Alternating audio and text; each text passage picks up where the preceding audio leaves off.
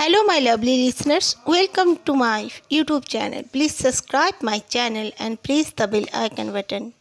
Friends, जो लोग भी मेरे चैनल में न्यू विजिट करते हो प्लीज़ सब्सक्राइब कर दीजिए और मेरे चैनल में जितने भी नए आए हैं उनको मैं वेलकम करती हूँ एंड थैंक यू।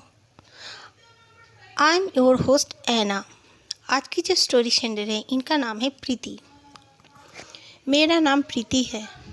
मैं गुजरात में रहती हूँ। बचपन से ही मैं अपने दोनों बहनों से थोड़ी अलग थी। मैं घर में छोटी भी थी और अपनी मम्मी पापा की काफ़ी लाडली थी। इसी तरह एक बार क्या हुआ, मेरी बहुत तबीयत ख़राब हो गई। मेरी तबीयत ठीक होने का नाम नहीं ले रहा था। फिर मेरे पापा ने बहुत दिन तक आयुर्वेदिक करा के उसके बाद मेरी तबीयत ठीक हुई। मैं बचपन से ही बहुत नाजुक थी। मेरे मम्मी पापा इसलिए मुझ पे ज़्यादा केयर किया करते थे। एक बार इसी तरह हुआ, मेरे एक चाचा की बेटी थी जो कि अचानक से मेरे तीसरे चाचा थे वो अचानक से उनकी एक बेटी उनकी भी तीन बेटियां थी, तो उनकी जो सबसे छोटी बेटी उसका डेथ हो गया। उसका डेथ इस तरह हुआ, वो चोट लग गया था। 3 साल की बच्ची थी। काफ़ी इलाज कराने के बावजूद उसका जो पैर का घाव ठीक नहीं हो पाया। अंदर ही अंदर जाने के बाद सड़ गया और उसकी डेथ हो गई। काफ़ी रोना धोना घर में, काफ़ी सब कोई अपसेट हो गए थे। मेरे चाचा जी लोग 3 मंजिले पे रहते थे। हमारे घर 3 स्टोरीज़ का था। तो एक दिन की बात है, मैं अपने कमरे में सो रही थी। मैं स्कूल से आकर अपने खाना खाकर, दोपहर का समय था, मैं सो रही थी। मैं और मेरी दोनों बहनें हम लोग एक ही कमरे में सोया करते थे। अचानक से जैसे लगा मुझे मेरी वही सिस्टर, वही कज़िन मुझे खेलने के लिए बुला रही हो, लेकिन मैं उसे देख नहीं पाई। बस उसका आवाज़ आया कि दीदी चलो मेरे साथ खेलो। मैं इधर उधर देखी पर मुझे लगा कि मेरा वहम होगा। मैं फिर से सो गई। घर के कर्टन वगैरह भी बिल्कुल विंडो के ऊपर दे रखी थी। मैंने एसी चला रखा था क्योंकि गर्मी का दिन था। फिर अचानक से लगा कि कोई मेरे कमरे में बॉल उछाल उछाल के खेल रहा है। पहले तो लगा दूसरे चाचा का बेटा होगा। मैंने देखा लेकिन कोई नहीं था। मेरा दरवाज़ा भी बंद था। मैंने अंदर से बंद भी नहीं किया था दरवाज़ा। फिर अचानक से मेरे कमर में जैसे किसी ने बॉल फेंका, बहुत ज़ोर से लगा मुझे। मैं जल्दी से उठ के बैठी तो मैंने देखा एक बॉल मेरे बेड पे, और मेरे कमर में भी काफ़ी दर्द फील हो रहा था। मैं चीखती हुई जब दरवाजे के पास दरवाज़ा खोलकर जाने लगी तो अचानक से मैंने देखा किसी ने कुंडी लगा दिया है। मैंने कुंडी भी नहीं लगा रखा था। हमारे डोर थोड़े हैवी हैं, तो उसे लॉक लगाओ चाहे ना लगाओ वो बंद ही रहता है। तो मैंने जल्दी से लॉक को ओपन किया और बाहर निकल गई। मेरी मम्मी ने पूछा कि क्या हुआ है तुझे। मैंने कहा मम्मी मैंने अभी अभी उसी कज़िन का नाम लिया और मम्मी को बताया। मम्मी ने कहा तू कोई सपना देखी होगी, तू थक गई है, तू बैठ, मैं तेरे लिए चाय लाती हूँ। तो मम्मी ने मुझे चाय दिया, मैंने पी लिया। उसके बाद रात के समय में रात हुई, जितना जैसे रूटीन का काम होता है हो चुका सबका। डिनर करने के बाद हम लोग सोने चले गए तीनों बहन।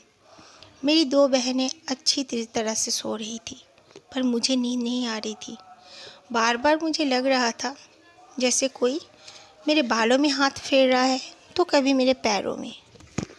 मैं उठ के देखती पर कोई नहीं होता। फिर मैंने डर के मारे एसी चलाकर, रूम काफ़ी ठंडा भी हो चुका था, मैंने एसी को ऑफ किया और फिर मैंने कोई टाइमर भी सेट नहीं किया था। मैंने चादर को अपने मुंह में ओढ़ा और सो गई। कुछ मिनट बाद मुझे फिर से बहुत ठंड लगने लगी, मेरे दोनों बहनों को भी। फिर मेरी बड़ी बहन उठकर एसी बंद करने लगी।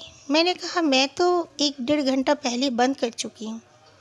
तो मेरी सिस्टर ने कहा कहाँ, एसी तो चल रहा है। फिर अचानक से जैसे लगा, हम लोग फर्स्ट फ्लोर में रहते थे, लगा कि हमारे विंडो में किसी ने नॉक किया है इतने रात के समय में। बैल्कनी से आकर वहाँ नॉक तो किया जा सकता है, लेकिन कौन करेगा और क्यों? फिर मेरी दीदी ने कहा विंडो कौन नॉक कर रहा है, और जैसे एक छोटी बच्ची का हंसने का आवाज़ आने लगा। मेरी दीदी काफ़ी डर गई। डर के मारे हम दोनों बहन चिल्लाने लगे, तो मेरी छोटी जो मझली बहन सो रही थी वो भी उठ गई। तीनों एकदम चीखते चिल्लाते उस कमरे से निकल गए और मम्मी पापा के पास चले गए। मम्मी पापा ने कहा तुम लोग हमारे पास ही सो जाओ।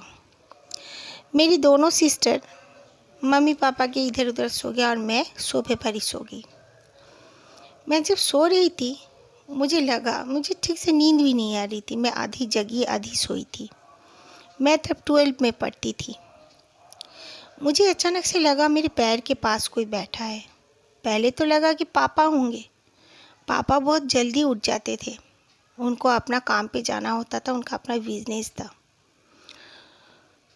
तो मैंने सोचा पापा होंगे, पापा पैर के पास क्यों बैठे हैं, सोचकर मैंने पैर को और ज़्यादा फोल्ड कर लिया।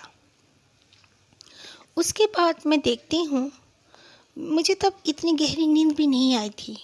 जो भी मेरे पैर के सामने में सोफे पे बैठा है उसका कद जैसे लंबा हो जा रहा है और वो बहुत ही बड़े बड़े आँखों से मुझे घूर रहा है, जबकि नाइट बल्ब जल रही थी। मैं बहुत ज़ोर से चीखी और चीखने के बाद मम्मी पापा सब जाग गए और मैंने कहा उन लोगों को, और मम्मी को कहा कि दोपहर का समय में पीठ का जो वो बॉल का दर्द अभी भी है, देखो मम्मी। उन लोगों ने तब देखा, वाकई में मेरे पीठ में बिल्कुल निशान थे। तब मेरे पापा ने कहा नहीं, ये ज़रूर कुछ बात है, हम लोग को किसी को बोलना पड़ेगा। मेरे दादाजी जो थे वो थोड़ा जाने माने इंसान थे, ये सब के विषय में थोड़ा जानते थे। मेरे दादाजी के एक दोस्त थे, उनको बुलाया गया। उन्होंने आकर देखकर उन्होंने कहा ऐसे कोई बात नहीं है, लेकिन जो भी आपके घर में जो छोटी बच्ची का डेथ हुआ है उसका आत्मा अभी भी इसी घर में है और छोटी बेबी होने के कारण वो हरदम किसी न किसी के साथ खेलना चाहती है। फिर मैंने कहा कि मैंने बहुत बड़ा कद का ऐसे आदमी को भी देखा। तो उन्होंने कहा हाँ, उसी के चलते वो भी इसी घर में आ बसा है। उसके बाद उन्होंने हम सबको कुछ तावीज़ें वगैरह दी और धागे भी दिए और कहा कि हर रूम के दरवाजे पर कुछ धागे लपेट देने के लिए कहा, और कहा कि कुछ दिन आप लोग कोई भी अकेले मत सोइए, पूरे परिवार एक साथ सोया कीजिए। फिर हम लोगों ने वैसे ही किया। उसके बाद धीरे धीरे ये सब इंसिडेंट होना घर पर बंद हो गया।